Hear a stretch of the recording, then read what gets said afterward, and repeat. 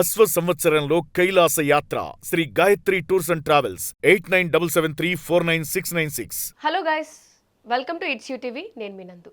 రీసెంట్గా ఎప్పుడైతే war start అయిందో అందరూ ఏమంటున్నారంటే మూడో ప్రపంచ యుద్ధం జరిగితే ఎంత నష్టం ఉంటుందో అంత నష్టం కూడా ఇప్పుడు జరుగుతుంది అని చెప్పి అణుబాంబు యూజ్ చేస్తారు, అది ఒకవేళ బ్లాస్ట్ అయితే జరిగే నష్టాలు అని చాలా రకరకాల న్యూస్లు అయితే సోషల్ మీడియాలో వస్తున్నాయి. అలానే ఇప్పుడు వార్ జరుగుతుంది కాబట్టి గోల్డ్ అండ్ సిల్వర్ రేట్లు మరింత పెరుగుతాయి, ఎవరైనా కొనుక్కునే వాళ్ళంటే ఇప్పుడే కొనుక్కోండి అని మాట్లాడుతున్నారు. ఈ రెండింటితో పాటు పెట్రోల్ కూడా విపరీతంగా పెరుగుతుంది. ఇన్ ఫ్యూచర్లో మనం పెట్రోల్ వెహికల్స్ ఏవి వాడలేము, సో ఎలక్ట్రికల్ వెహికల్స్ కూడా పెట్టుకోండి అని మాట్లాడుతున్నారు. అసలు దీని గురించి పూర్తిగా డీటెయిల్స్ ఇవ్వడానికి మనతో పాటు స్టూడియోలో మధు గారు ఉన్నారు. మధు గారితో మాట్లాడి తెలుసుకుందాం. హలో మధు గారు. హలో అండి. మధు గారు, ఎప్పుడైతే మళ్ళీ వార్ స్టార్ట్ అయిందో 2-3 వీక్ కొనసాగుతుందని చెప్పిన తర్వాత అందరికీ ఒకటే డౌట్, ఇప్పుడు ఇండియన్ ఎకనామీ అనేది మళ్ళీ దెబ్బతింటుందా ఈ వార్ కారణంగా అని చెప్పి. యాక్చువల్గా మీరు ఇప్పుడు చెప్పిన 2-3 విషయాల్లో కూడా ఎప్పుడైతే ఇంటర్నేషనల్ టెన్షన్స్ ఎక్కువ ఉంటుందో జనరల్గా మీకు ఈక్విటీ అనేది ఎఫెక్ట్ అవుతుంది. దాంతో పాటుగా కమోడిటీ ప్రైజెస్ అనేది వాలటైల్గా వస్తాయి. ఎస్పెషల్లీ ఈ గల్ఫ్ కంట్రీస్లో ఏంటంటే మనకు ఆయిల్ ప్రైసెస్ అనేది చాలా ఎక్కువ ఎఫెక్ట్ అయ్యే ఛాన్స్ అనేది ఉంది. దట్టు ఆరంకో లాంటి పెద్ద పెద్ద కంపెనీ యొక్క రిఫైనర్స్ కూడా వీళ్ళు పేల్చేశారు కాబట్టి డెఫినెట్లీ ఆ షార్టేజ్ అనేది వస్తుంది ఆయిల్కి. ఆయిల్ ప్రైసెస్ అనేది డెఫినెట్లీ పైకి వెళ్ళే ఛాన్స్ అనేది ఉంటుంది. బికాస్ సప్లై ఏది ఆగిపోయినా ఎనీ వస్తువు మీరు డైలీ యూజ్ చేసే ఏ వస్తువు సప్లై ఆగిపోయినా కూడా దాని యొక్క కాస్ట్ అనేది హై పెరిగిపోతూ ఉంటుంది. ఆల్టర్నేటివ్లీ ఈక్విటీలో కాన్ఫిడెన్స్ అనేది లూజ్ అవుతారు ఇన్వెస్టర్స్. ఈక్విటీలో ఇన్వెస్ట్మెంట్ చేయాలి అని అంటే లాంగ్ టర్మ్ కోసం చేస్తాము. లాంగ్ టర్మ్ కోసం చేయాలంటే అందులో ఆయిల్ రిఫైనరీ కంపెనీస్ ఉండొచ్చు, ఎక్స్పోర్ట్ ఇంపోర్ట్స్ జరుగుతూ ఉంటాయి, అన్ని రకాలుగా కంపెనీస్ ఉంటాయి. కాబట్టి ఎందులో పెట్టినా అన్ని ఇంటర్లింక్ కూడా అయిపోయినాయి. ఈ రోజు ఏంటంటే ఇండిపెండెంట్గా నడిచే కంపెనీస్ లేవు. మీరు ఏ బిజినెస్ తీసుకున్నా కూడా ఫర్ ఎగ్జాంపుల్ మనం ఒక ఇన్ఫ్రాస్ట్రక్చర్ స్టాక్ గురించి మాట్లాడుకుంటే that is not only focusing on మ్యానుఫ్యాక్చరింగ్తో పాటుగా మనకు ఐరన్ అండ్ స్టీల్, దాంతో పాటుగా పెయింట్స్ పైన, అలాగే ఎలక్ట్రిసిటీ ఏవైతే ఐటమ్స్ ఉంటాయి వీటన్నిటి స్టాక్స్ని ఎఫెక్ట్ చేస్తుంది. రియల్ ఎస్టేట్ రంగం ఎఫెక్ట్ అయినప్పుడు ఈ అన్ని కంపెనీస్ ఎఫెక్ట్ అయిపోతాయి. జనరల్గా అందరు ఇన్ఫ్రాస్ట్రక్చర్ స్టాక్స్ మాత్రమే అవాయిడ్ చేస్తారు, కానీ దాంతో పాటుగా చాలా కంపెనీస్ ఎఫెక్ట్ అయి ఉంటాయి. ఓవరాల్ గ్రోత్ అనేది తగ్గిపోతుంది. అలాగే ఇప్పుడు ఇంటర్నేషనల్ టెన్షన్స్ ఇలా ఉన్నప్పుడు ఏంటంటే ఇంపోర్ట్ ఎక్స్పోర్ట్ అనేది చాలా కంపెనీస్కి మేజర్ బిజినెస్. అంటే ఓవరాల్ మీరు ఇండియా పరంగా చూసుకుంటే అది చాలా మినిమల్ అవ్వచ్చు, మనం ఓవరాల్ ఇండియాకి చూసుకుంటే మినిమల్ అది. కానీ కొన్ని స్పెసిఫిక్ సెక్టార్లో చూసుకుంటే మాత్రం ఎఫెక్ట్ అయ్యే ఛాన్స్ అనేది ఎక్కువ ఉంటుంది. ఎప్పుడైతే ఈక్విటీ ఎఫెక్ట్ అవుతుందో, కాన్ఫిడెన్స్ లూజ్ అవుతారో, జనరల్గా నెక్స్ట్ సేఫెస్ట్ అసెట్ చూస్తారు. నెక్స్ట్ సేఫెస్ట్ అసెట్ మీకు గోల్డ్ కనబడుతుంది. డెఫినెట్లీ గోల్డ్ బయింగ్ ఎక్కువ అయిపోతే ప్రైస్ అనేది మళ్ళీ స్పైక్ అయిపోతుంది. అంటే ఇప్పుడు లాంగ్ టర్మ్ లో ఇన్వెస్ట్ చేసే వాళ్ళు గోల్డ్ కొనొచ్చు. అసలు కొన్న వాళ్ళు ఏంటంటే ఇప్పుడు ఈ వార్ వల్ల పెరుగుతుంది, సడన్ గా తగ్గుతుంది, అంటే అసలు కొనాలా వద్దనే డైనమాలో కూడా చాలా మంది. జనరల్ గా మన ఇన్వెస్ట్మెంటింగ్ అనేది పర్సనల్ టాపిక్. చాలా ఇన్వెస్ట్మెంటింగ్ ఎప్పుడైనా సరే మీరు కరెంట్ ఉన్న ఆ సిచ్యువేషన్ ఆధారంగా మీరు ఇన్వెస్ట్మెంట్ చేయడం ఆపేసేయాలి ముందుగా. ఎందుకంటే మనకి ఇది కొత్త కాదు.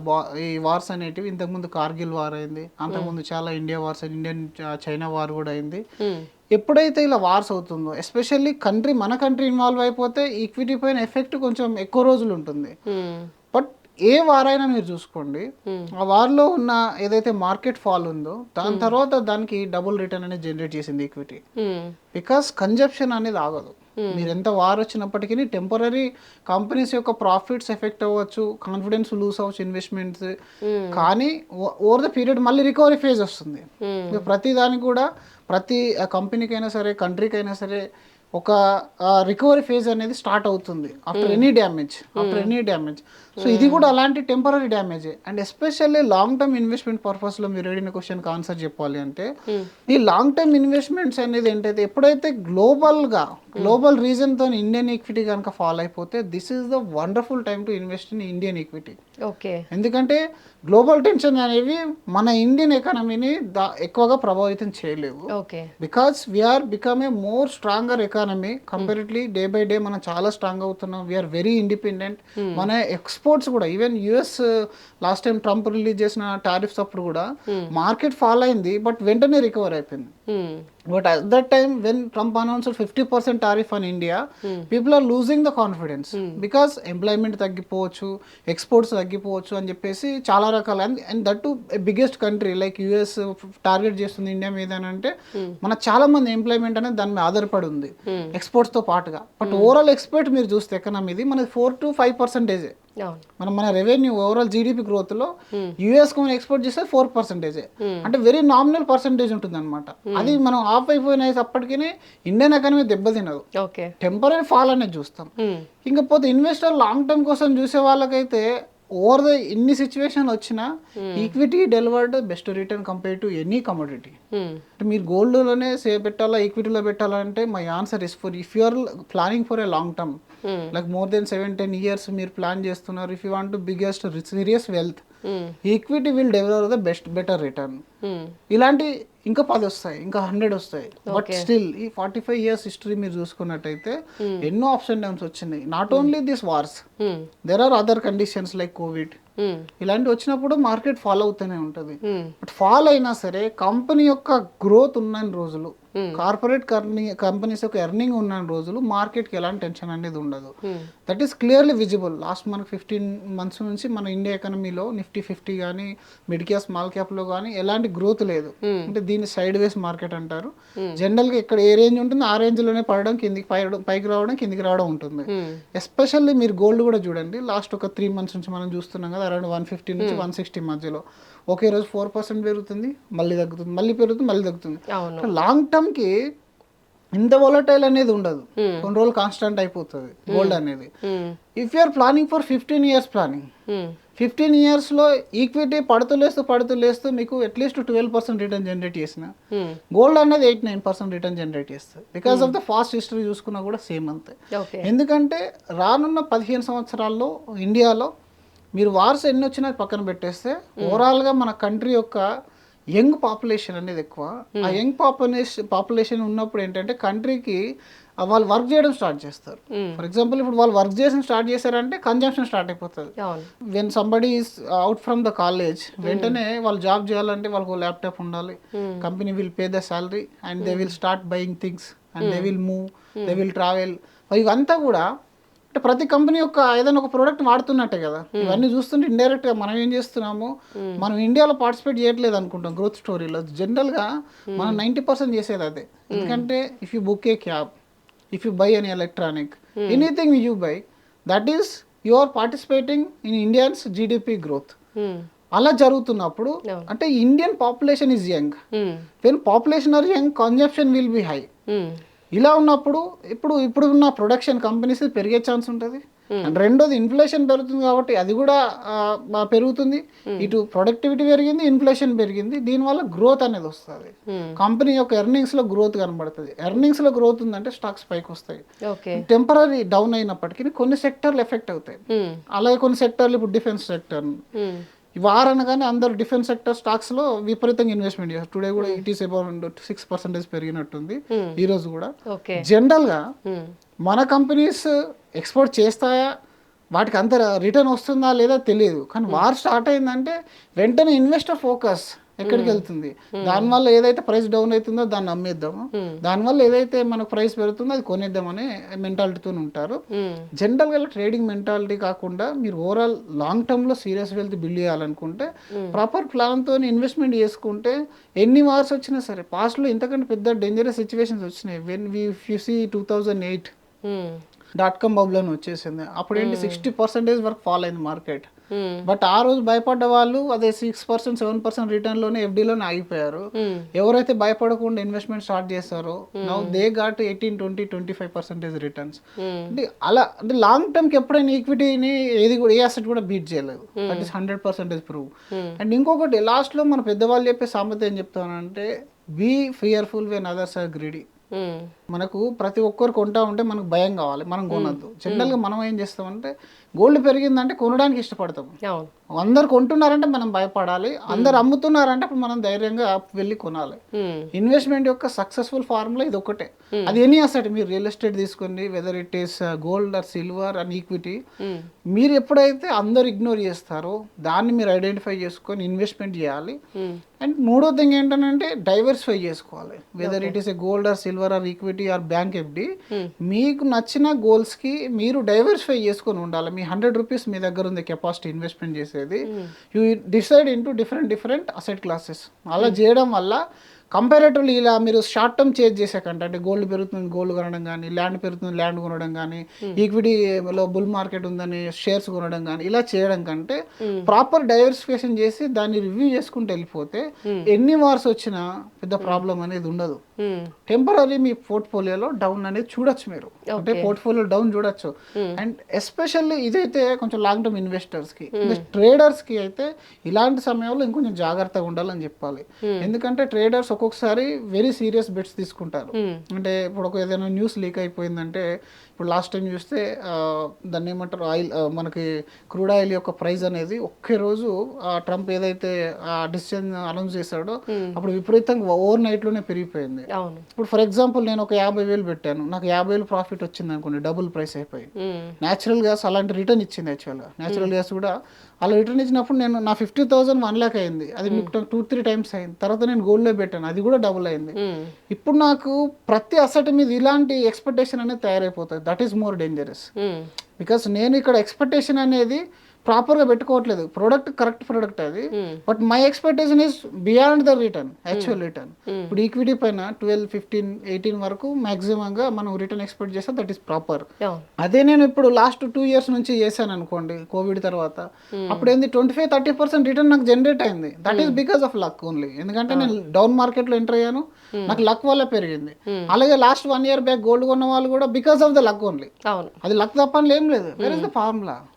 ఇప్పుడు మనకి ఎక్కడ ఉంది అసలు గోల్డ్ లో ఇంత డిమాండ్ ఎక్కడ క్రియేట్ అయింది? అసలు గోల్డ్ షాప్ ముందు లైన్ కట్టి కొని అంత క్రైసిస్ ఎక్కడ వచ్చింది? రాలేదు. బట్ బికాస్ లక్ వల్ల మీకు పెరిగిపోయింది. ఇప్పుడు నేను మూడోసారి లాంగ్ టర్మ్ ఇన్వెస్ట్మెంట్ ఇంకెప్పుడు ఆలోచించాను. 6 నెలల్లో ఎక్కడ డబుల్ అవుతుంది, 1 yearలో ఎక్కడ డబుల్ అవుతుంది అనే ఆలోచనతో నేను ఉంటాను. That will damage more. అంటే అట్లాంటి ఎక్స్పెక్టేషన్ తో మనం వస్తాం కాబట్టి అది ఎక్కువ డ్యామేజ్ చేస్తుంది మన డబ్బుని. తగ్గితే పానిక్ అయిపోతారు, పెరిగితే కొనాలా వద్దా, లాంగ్ టర్మ్ లో అసలు ఏ ఇన్వెస్ట్మెంట్ చేస్తే బెటర్ అనే దేని మీద క్లారిటీ లేకుండా ఉంటారు. కాబట్టి మనం ఒక ప్రాపర్ అసెట్ నుంచి ఎంత రిటర్న్ ఎక్స్పెక్ట్ చేయొచ్చు అనేది నేర్చుకోవాలి ఫస్ట్ ఆఫ్ ఆల్. అసలు నేను గోల్డ్ నుంచి నెక్స్ట్ 10 years లో ఎంత రిటర్న్ ఎక్స్పెక్ట్ చేయొచ్చు, లాస్ట్ 10-20 years లో ఎంత రిటర్న్ ఇచ్చింది, ఈక్విటీ ఈ రోజు ఎంత, లాస్ట్ పాస్ట్ రిటర్న్ ఎంత, ఫ్యూచర్ ఎక్స్పెక్టేషన్ ఏంటి, దాని కారణాలు ఏంటి, ఇవన్నీ అనలైజ్ చేసుకోగలిగితే మీరు ప్రాపర్ ఇన్వెస్ట్మెంట్ చేయగలుగుతారు.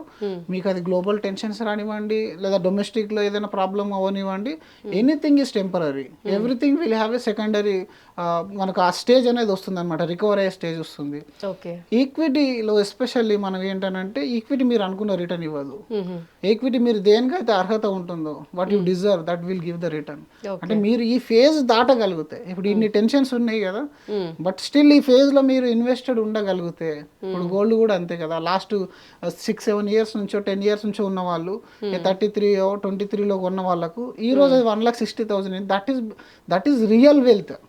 ఎందుకంటే వాళ్ళు ఈ 4-5 years ఉన్నారు. ఈ 4-5 years నుంచి చిన్న ప్రైజ్ లో, తక్కువ ప్రైజ్ లో కొంటూ ఉన్నారు. Where equities delivering 18-19%, stocks are delivering 60%. And ఎన్నో రకాల అసెట్స్ ఉన్నా they believed in gold, they got the return. అలాగే ఆ ఫేజ్ తర్వాత ఈక్విటీ ఫేజ్ అనేది వస్తుంది, ఈక్విటీ ఫేజ్ తర్వాత కమోడిటీ ఫేజ్ వస్తుంది. ఇలా డిఫరెంట్ తిరుగుతూ ఉంటుంది మార్కెట్. మీరు ఏదైనా ఒక అసెట్ ని, మీరు ఏదైతే మీకు బాగా అర్థమవుతుందో, మీకు అర్థమయ్యే అసెట్ ఇన్వెస్ట్మెంట్ చేయండి ముందు. అర్థం కాని దాన్ని బికాస్ ఆఫ్ ద, ఇప్పుడు సోషల్ మీడియాలో వచ్చిందనో, న్యూస్లో వచ్చిందనో మీరు ఎగబడిపోయి ఇన్వెస్ట్మెంట్ చేస్తారో, అప్పుడు అసలు మన దగ్గర ఉన్న డబ్బును కూడా కోల్పోయే ఛాన్స్ అనేది ఎక్కువ ఉంటుంది. ఎప్పుడు కూడా టెంపరీ ఎక్సైట్మెంట్స్లోకి వెళ్ళొద్దు. మనీలో సింపుల్ రూల్ ఏంటంటే, first protect money, then think about return. First మీ మనీ ఎంత సేఫ్, నా క్యాపిటల్ సేఫ్ ఉందా లేదా, ఓన్లీ క్యాపిటల్ ఇక్కడ వొలటైల్ అవుతుందా లేదా, నా క్యాపిటల్ జీరో అయ్యే ఛాన్స్ కూడా ఉందా, ఇవన్నీ చూసుకోవాలి. ఇప్పుడు మీరు అదే సిల్వర్లో 4 lakhs ఉన్నప్పుడు కొని ఉంటే 30-45% డౌన్ అయింది, మళ్ళీ 30% రికవర్ అవడానికి ఎంత టైం పట్టాలి? ఇయర్స్ అలా అది ఇయర్స్ పట్టచ్చు, రాకపోవచ్చు కూడా. అలా బిగ్ బెట్స్ తీసుకోవద్దు. First last 1 year 2 year 3 year returns లో మనం చూసి ఎప్పుడు కానీ ఇన్వెస్ట్మెంట్ చేయొద్దు. Long term average is more important, because మన లైఫ్ లాంగ్ టర్మ్ కాబట్టి లాంగ్ టర్మ్ కోసం ఇన్వెస్ట్మెంట్ చేయాలి. లాంగ్ టర్మ్ 10-15 years హిస్టరీ చూడండి, కంపేర్ చేసుకోండి, అప్పుడు అది ప్రాపర్ కంపారిజన్ అవుతుంది. 1 year లో ఎనీథింగ్ కెన్ హ్యాపెన్ అండి. ఇప్పుడు మీరు ఈ రోజు ఇన్వెస్ట్మెంట్ చేస్తే ఒక్కొక్కసారి 1 year లో 90% 80% రిటర్న్ జనరేట్ చేసిన ఫండ్స్ ఉన్నాయి. బట్ దిస్ ఇస్ ఇప్పుడు తైవాన్ ఫండ్స్ కూడా లాస్ట్ టైం నేను చెప్పాను. ఒకప్పుడు స్మాల్ క్యాప్ ఫండ్ కూడా ఆఫ్టర్ కోవిడ్ 40-50-70% రిటర్న్ జనరేట్ చేసినవి ఉన్నాయి. There are funds 160% return generate చేసినవి ఉన్నాయి.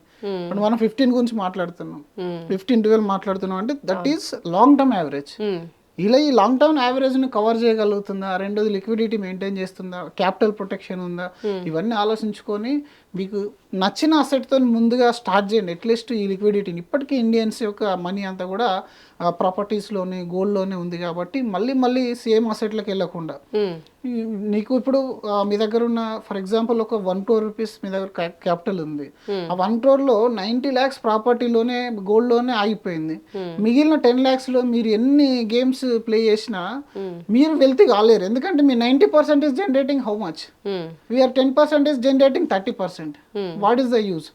అలా ఉండదు అనమాట. అంటే ఓవరాల్గా మనం అసెట్స్ చేసుకోవాలి. మనకి లేబిలిటీస్ ఎన్ని ఉన్నాయి, మనకు అసెట్స్ ఉన్నాయి, మన శాలరీ వస్తుంది. ఫర్ ఎగ్జాంపుల్ మనం ఇన్వెస్ట్మెంట్ ఒక 30% పెడతాం అనుకుంటాం. ఆ 30%లో నేను ఎక్కడెక్కడ పెడుతున్నాను, ఎలాంటి అసెట్స్లో పెడుతున్నాను, will it giving the proper return, will it giving the goal achievement capacity, will it giving the liquidity, ఇవన్నీ కూడా ఆలోచించుకొని చేయాల్సిన పని అన్నమాట. ఇదంతా ఏదో న్యూస్లో ఉందని చెప్పి మీరు F&O చేయడము, ట్రేడింగ్ చేయడము, లేదంటే షార్ట్ టైం కాల్స్ తీసుకోవడము, రియల్ ఎస్టేట్ పైన కానీ, గోల్డ్ పైన కానీ, సిల్వర్ పైన కానీ ఇలాంటివి చేయకూడదు. ఇలాంటివి హిస్టరీ లేదు. అలా చేసి సక్సెస్ అయిన వాళ్ళు ఉండరు. 100లో ఒకరు సక్సెస్ అయితే సక్సెస్ కాదు, 100లో 90 మంది సక్సెస్ అయితే అది ప్రాపర్ రూట్ అంటారు.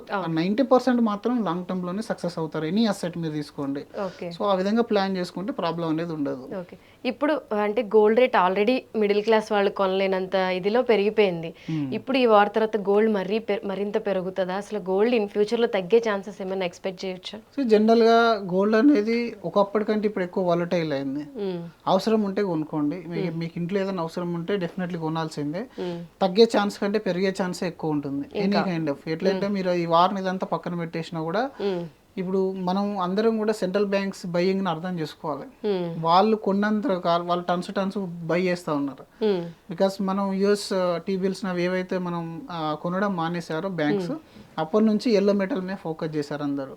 ఆల్రెడీ మన కంట్రీ పండగలకి పెట్టింది పేరు, అందులో గోల్డ్ లేనిది ఏ పండగ కాదు. ఈ రోజులలో అయితే మీరు ఏ పూజ చేసినా బంగారు ప్రతిమ పెట్టడము, బంగారు నగలు పెట్టుకోవడము అది కామన్ అయిపోయింది, వెరీ కామన్ అయిపోయింది.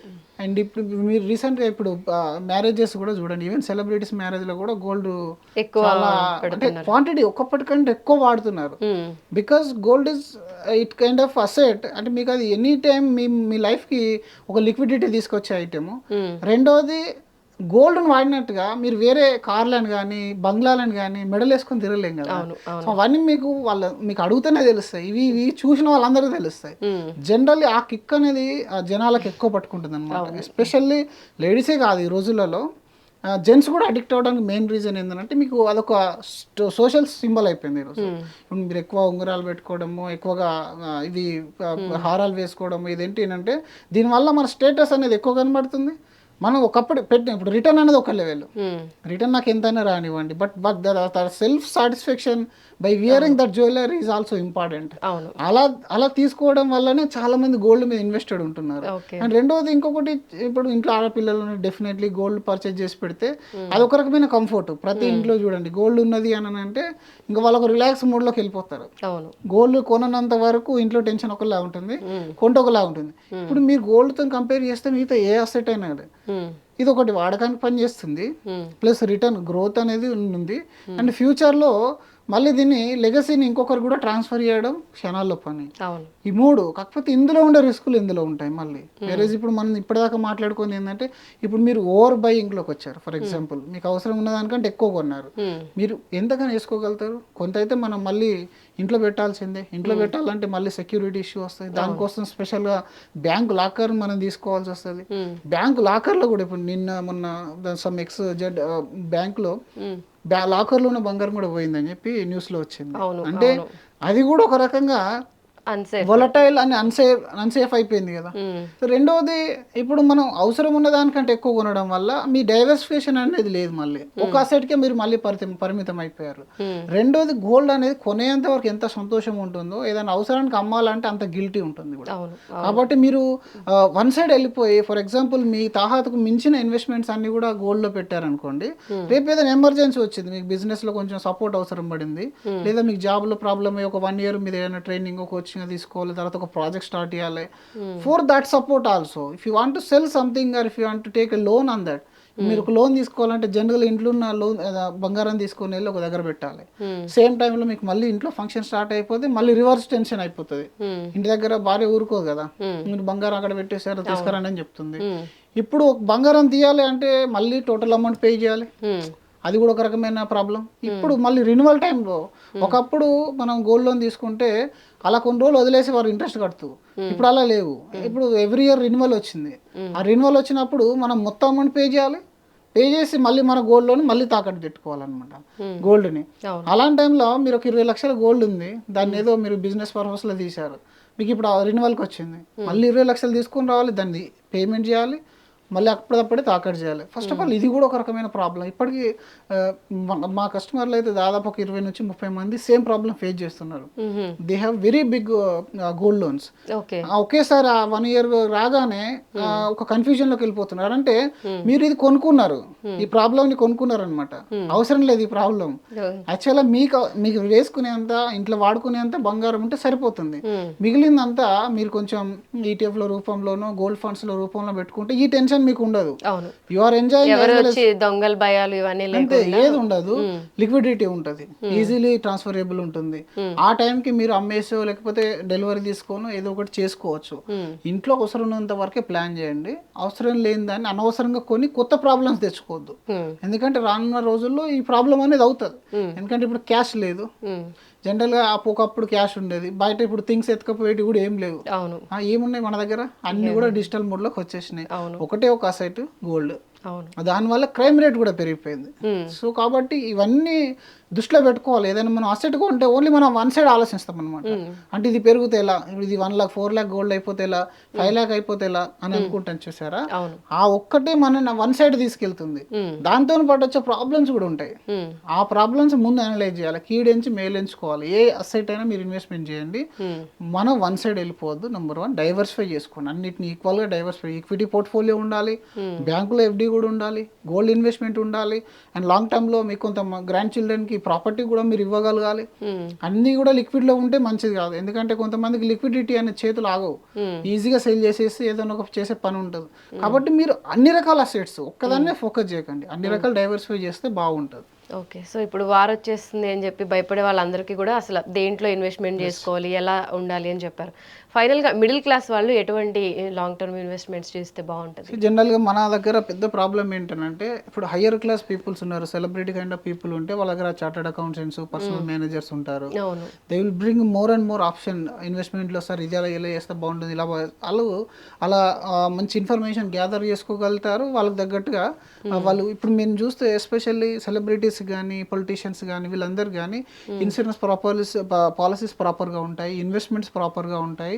వాళ్ళు చూడరు అసలు, నిజానికి వాళ్ళకి అవసరం కూడా లేదు, ఇన్వెస్ట్మెంట్ అవసరం కూడా లేదు కొంతమందికి. ఎందుకంటే they are earning in crores, దాన్ని వాళ్ళు ఇన్వెస్ట్మెంట్ చేసినా చేయకుండా వాళ్ళు బాగానే ఉంటారు. కానీ మిడిల్ క్లాస్కి వచ్చేసరికి ఏంటంటే, మిడిల్ క్లాస్ వాళ్ళు ఈక్విటీలు ఇన్వెస్ట్మెంట్ చేయరు. First of all middle class వాళ్ళు పాలసీలు కడతారు, అలాగే ప్రాపర్టీలు కొంటారు. ఈ రెండిట్లలో లిక్విడిటీ ఉండదు. మిడిల్ క్లాస్ వాళ్ళకు ఒక్కసారి ఒక హాస్పిటల్లో ప్రాబ్లం వచ్చింది అని అంటే వాళ్ళ లైఫ్ అనేది 5 years 10 years బ్యాక్ వెళ్ళిపోతుంది. దానికి సరైన ఇన్వెస్ట్మెంట్ ఇన్సూరెన్స్ కానీ ఉండదు. వీళ్ళకి అలాగే ఈ గోల్డ్ స్కీమ్స్ కానీ గోల్డ్ ఫండ్స్ కానీ ఇవి ఏమి కూడా తెలియదు, టాక్సేషన్ అంతా కూడా ఏం తెలియదు, ఎక్కడేం మోసాలు జరుగుతున్నాయో కూడా తెలియదు. First of all middle class వాళ్ళు సొంతంగా నేర్చుకోవడం, ద బెస్ట్ ఇన్వెస్ట్మెంట్ ఈజ్ అనేది మన లైఫ్లో investing on your self. First middle class వాళ్ళు సంపాదనతో పాటుగా తమ పైన తాము ఇన్వెస్ట్మెంట్ చేసుకోవాలి నాలెడ్జ్లో. ఫస్ట్ నాలెడ్జ్ తెలుసుకోండి. ఒక డబ్బు వచ్చింది అనగానే దాన్ని తీసుకొని వెళ్ళి ఎవరో ఒకరు చెప్పగారు ఇక్కడ ప్రాపర్టీ కొనేస్తాను, ఇక్కడ గోల్డ్ కొని పెట్టుకుంటాను అని చేయకుండా అసలు ఆప్షన్స్ ఏం అవైలబుల్ ఉన్నాయి. వెన్ యువర్ క్వశ్చన్ వై అనేది క్లియర్ అనేది ఉంటే మీ దగ్గర, హౌ అనేది మీకు ఈజీగా తెలిసిపోతుంది అనమాట. దేనికోసం ఎక్కడెక్కడ ఆప్షన్స్ ఉన్నాయి అనేది చూడాలి ఫస్ట్. అసలు ఈక్విటీ ఎంత రిటర్న్ వస్తుంది, ఎలాంటి రిస్క్ ఉంటుంది, అలాగే గోల్డ్ ఎంత రిస్క్ రిటర్న్ ఉంటుంది, ప్రాపర్టీ రిస్క్ రిటర్న్ ఎంత, ఇవన్నీ అనలైజ్ చేసుకోవాలి. లాంగ్ టర్మ్కి ప్రతి మిడిల్ క్లాస్ వాళ్ళు కనీసం వాళ్ళ ఇన్కంలో 10% అయినా ఈక్విటీ సైడ్ వాళ్ళు తరలించుకోవాలి. Equity is the one of the best tool for middle class, upper middle class, rich people. ఇక్కడ ఏంటంటే పార్షియాలిటీ అనేది ఉండదు. ఈక్విటీలో మీరు ఇన్వెస్ట్మెంట్ చేసినా, నేను ఇన్వెస్ట్మెంట్ చేసినా, ఇద్దరికి నష్టాలైనా లాభాలైనా ఈక్వల్గా ఉంటాయి. అండ్ మోర్ ట్రాన్స్పరెంట్ వేలో మనకు సెబీ మెయింటైన్ చేస్తూ ఉంటుంది వీటన్నిటి ఇన్వెస్ట్మెంట్స్ని.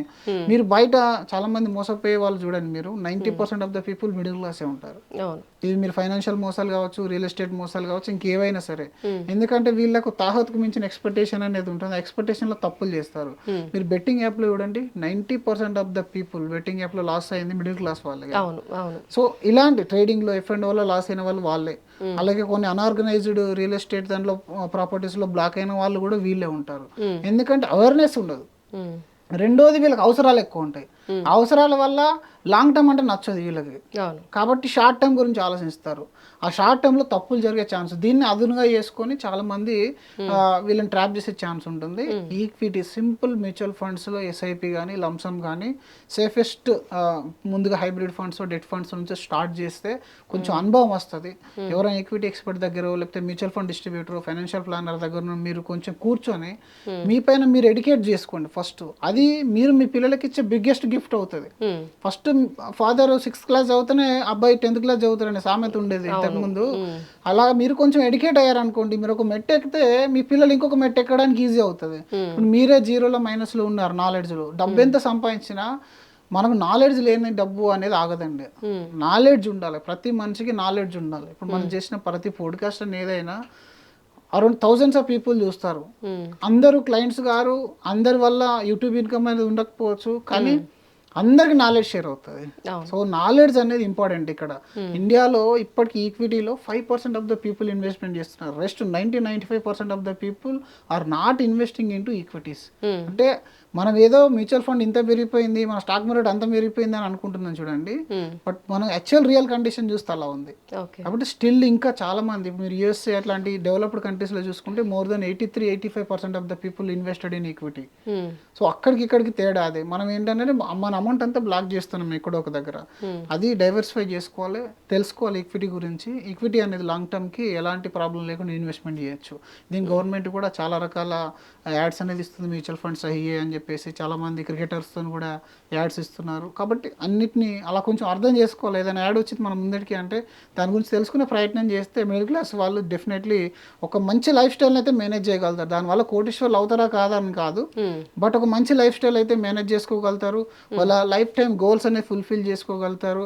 అండ్ రిటైర్మెంట్ ఏజ్కి వాళ్ళ దగ్గర క్యాష్ ఫ్లో మేనేజ్మెంట్ చేసుకోగలుగుతారు. ఇవన్నీ కూడా ఈక్విటీతో ఈజీగా అయిపోతాయి. ఓకే మధుకర్, సో చూసారు కదా, అండ్ వార్ తర్వాత ఏమేమి పెరుగుతాయి, ఏమేమి తగ్గుతాయి అని అందరూ టెన్షన్ పడుతూ ఉన్నారు. అసలు ప్రాపర్ ఫైనాన్షియల్ ప్లానింగ్ అనేది ఎలా చేసుకోవాలో మధు గారు చాలా క్లియర్గా చెప్పారు. మీలో ఇంకేమైనా పర్సనల్ డౌట్స్ ఉండి క్లారిఫై చేసుకోవాలి అనుకుంటే మధు గారి నెంబర్ కింద స్క్రీన్ పైన స్క్రోల్ అవుతూ ఉంది, దాన్ని కాంటాక్ట్ అవ్వచ్చు. Thank you.